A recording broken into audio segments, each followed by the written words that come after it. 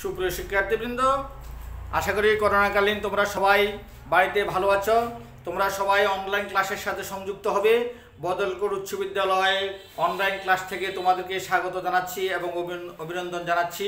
তোমরা এখন ক্লাসের প্রতি মনোযোগী হও, তোমাদের সাথে খাতা পুস্তক এগুলো হাতে রাখো। আমরা আজকে আলোচনা করব নবম দশম শ্রেণীর গণিত বিষয় নিয়ে। গণিত বিষয়ে আমরা অনুশীলনী 4-1 সূচকের অঙ্কগুলো নিয়ে আমরা আলোচনা করব। তোমরা নিচে ক্লাসে সূচকের কিছু কিছু ধারণা নিয়েছো, কেমন? নবম শ্রেণীতে ক্লাস করেছ, এখন দশম শ্রেণীর শিক্ষার্থীরা আরও এই ব্যাপারে অনেকটা সচেতন হয়েছে, অনেক অবগত হয়েছে। আজকে আমাদের এখানে তোমরা লক্ষ্য করো, এখানে দুইটা সমস্যামূলক প্রশ্ন এখানে আছে।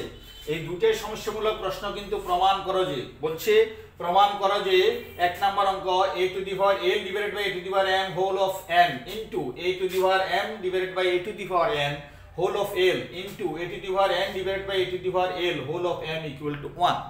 2 নম্বর অঙ্ক x to the power a divided by x to the power b whole of a plus b into x to the power b divided by x to the power c whole of b plus c into x to the power c divided by x to the power a whole of c minus a equal 1. দুটেই প্রমাণ করার জন্য বলছে। তাহলে আমরা প্রথমটা সমাধান করছি। প্রথমটা আসো, প্রথম 1 নম্বর অঙ্কেতে কি লেখা আছে প্রমাণ করার জন্য বলছে আমাদের। তাহলে আমরা বাম পক্ষ ধরে কাজটা করব, লেফট হ্যান্ড সাইড।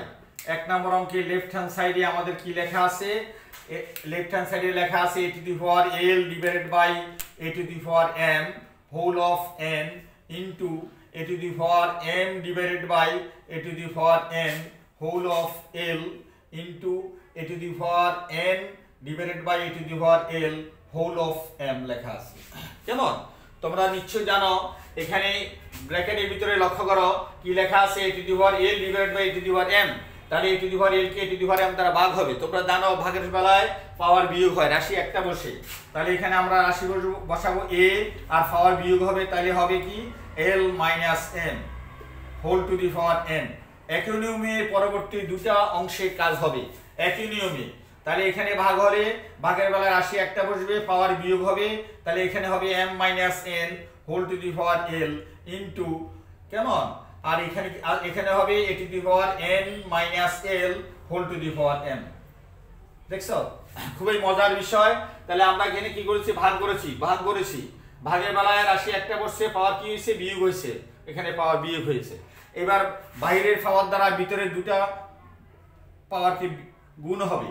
তাহলে এখানে দাঁড়াবে কি a to the power n দ্বারা ভিতরে দুটা গুণ হলে তাহলে কি হবে ln minus mn into এখানে একই নিয়ম a to the power l দ্বারা গুণ হবে, তাহলে lm minus ln কেমন বা lnl into a to the power এখানে m দ্বারা গুণ হলে mn minus ln। তোমরা আশা করি বুঝতে পেরেছো। এবার আমরা আসো, এখানে আমরা পাওয়ারের দিকে প্রত্যেকটা রাশিতে পাওয়ার আছে। এখানে a আছে পাওয়ার আছে, এখানে a আছে পাওয়ার আছে, a আছে পাওয়ার আছে।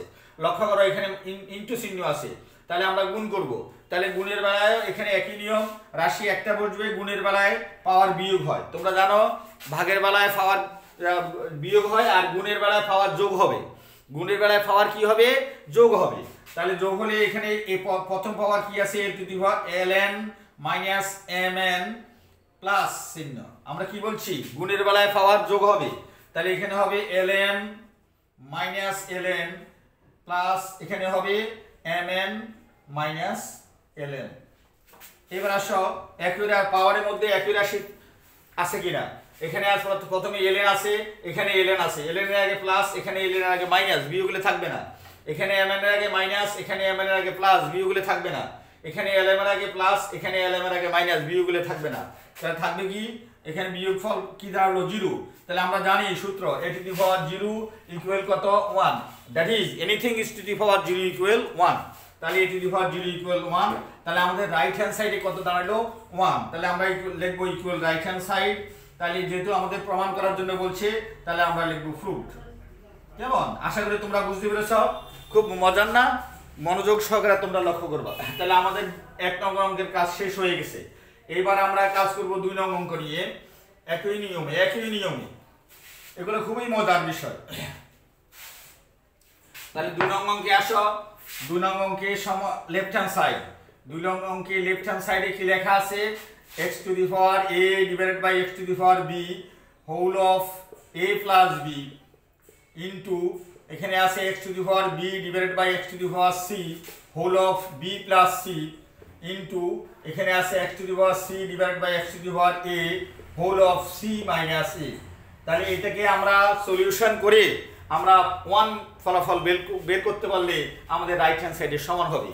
এবার আসো এখানে আমরা কি করব একই নিয়মে x to the power a divided by x to the power b তাহলে ভাগ হবে, ভাগের বেলা রাশি কটা বসবে একটা x একটা বসবে আর পাওয়ার বিয়োগ হবে, উপরে পাওয়ার আগে বসবে মাইনাস নিচের power minus b whole to the power এখানে দাঁড়ালো a প্লাস b কেমন ইনটু একই নিয়মে তাহলে এখানে দাঁড়াবে কি x to the power b minus c whole of এখানে দাঁড়া থাকবে b প্লাস c ইনটু এখানে একই নিয়ম x to the power c minus a whole of এখানে কি থাকবে c প্লাস a এখানে c প্লাস a তাহলে c প্লাস a কেমন আশা করি তোমরা বুঝতে পেরেছো।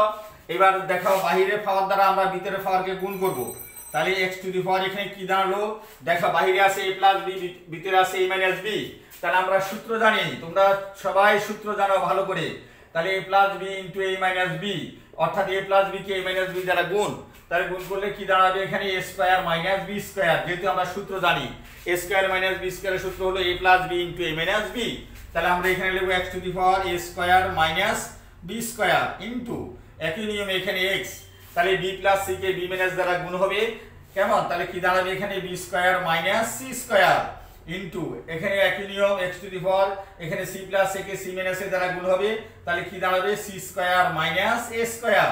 লক্ষ্য করো সব জায়গাতে a আছে আর প্রত্যেক x আছে প্রত্যেকটা x এর উপরে পাওয়ার আছে এখানে x to the power a square minus b square into x to the power b square minus c square into x to the power c square minus a square.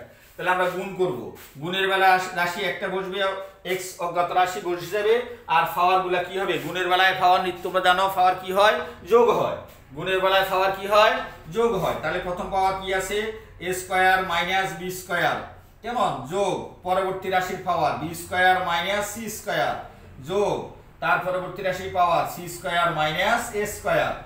তোমরা আশা করি বুঝতে পেরেছো তাহলে ইকুয়াল x টু দি পাওয়ার এবার যোগ বিয়োগ হবে কেমন এখন লক্ষ্য করে একই রাশি আছে কিনা এখানে a স্কয়ার আগে প্লাস এখানে a স্কয়ার আগে মাইনাস বিয়োগ হলে থাকবে না এখানে b স্কয়ার আগে প্লাস এখানে b স্কয়ার আগে মাইনাস বিয়োগ হলে থাকে না c স্কয়ার আগে প্লাস c স্কয়ার আগে মাইনাস বিয়োগ হলে থাকে না তাহলে কি থাকবে কিছু না থাকলে 0 তোমরা সূত্র জানো a two the power 0 equal 1 সূত্রতে কি আছে a two the power 0 equal 1 সুতরাং anything is two the power x to the power 0 equal কি হবে 1 হবে 1 তাহলে আমাদের রাইট হ্যান্ড সাইডে কি আছে 1 আছে তাহলে equal to right hand side দেখছো আমরা ফলাফলটা অতি সহজেই পেয়ে গেছি প্রমাণ করার জন্য বলছে তাহলে আমরা লিখব প্রুভড। আশা করি দুটো একই নিয়মের অঙ্ক তোমরা সহজে অনুধাবন করতে পেরেছো। করোনাকালীন সময়ে তোমরা সবাই বাড়িতে অবস্থান করবা। তোমরা সবাই ভালো থাকো সুস্থ থাকো বিদ্যালয়ের অনলাইন ক্লাসের সাথে সংযুক্ত হয়ে। ধন্যবাদ তোমাদের সবাইকে।